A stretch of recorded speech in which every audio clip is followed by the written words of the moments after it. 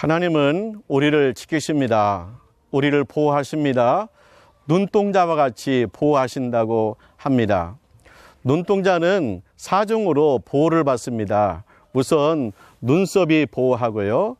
그 다음에 눈꺼풀과 속눈썹이 보호합니다. 그리고 눈물이 보호합니다.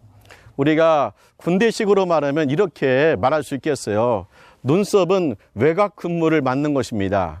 그리고 눈꺼풀과 속눈썹은 내무반 경계를 서는 겁니다. 그래서 강한 빛이 오면 눈꺼풀이 문을 닫잖아요.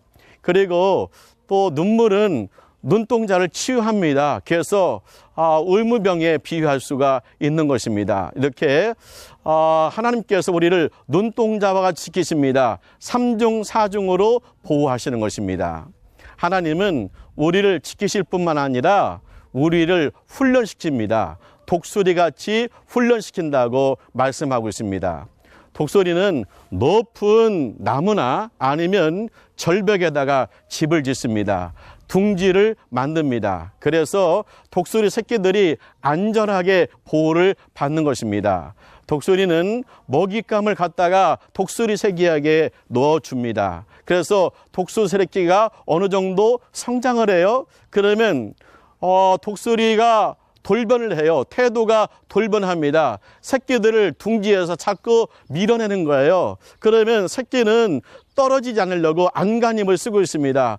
결국 새끼는 둥지에서 떨어져요. 떨어지면 죽잖아요. 살고 싶어서 막 날개짓을 합니다. 그래서 떨어지면 죽는 거잖아요. 그때 독수리, 어미 독수리가 날아와서 이 날개에다가 새끼 독수리를 받습니다. 그리고 다시 하늘로 올라가요. 그래서 하늘에서 다시 떨쳐버립니다. 던져버립니다. 그러면 독수리는 안 죽이려고 살아보려고 계속 날개짓을 하는 거예요. 그래서 땅에 떨어지려고 할 때 어미 독수리가 와서 다시 날개로 받습니다. 이런 것을 반복하는 거예요. 이 훈련을 통해서 새끼 독수리 어깨에 힘이 들어갑니다. 근력이 생깁니다. 그래서 날개짓을 하기 시작하고 결국은 독수리가 하늘을 나르는 제왕이 되는 것입니다.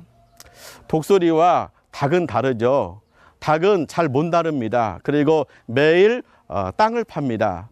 그래서 독수리와 이 닭은 종자가 달라요. 그리고 또 다른 게 있습니다. 그건 뭐냐?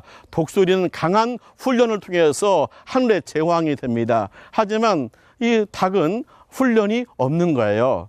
우리 하나님께서 성도들을 훈련합니다. 왜냐하면 독수리같이 삶기를 원하기 때문입니다. 그래서 하나님께서 어떤 때는 사업의 실패를 통해서 던지기도 하시고, 어떤 때는 병을 통해서 던지기도 하시고, 어떤 때는 자녀의 방황을 통해서 우리를 하여금 추락하게 만듭니다. 하지만 우리가 땅에 떨어지기 전에 독수리가 날개를 받듯이 하나님께서 우리를 받아주시는 것입니다. 이런 훈련을 계속하게 되면 성도가 근력이 생깁니다. 믿음의 근력이 생깁니다. 기도의 근력이 생깁니다.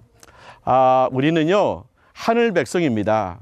그렇기 때문에 하나님께서 우리를 훈련시켜서 우리가 믿음의 근력을 가지고 하늘을 날아오르기를 원합니다. 천국 백성으로 살기를 원하는 것입니다.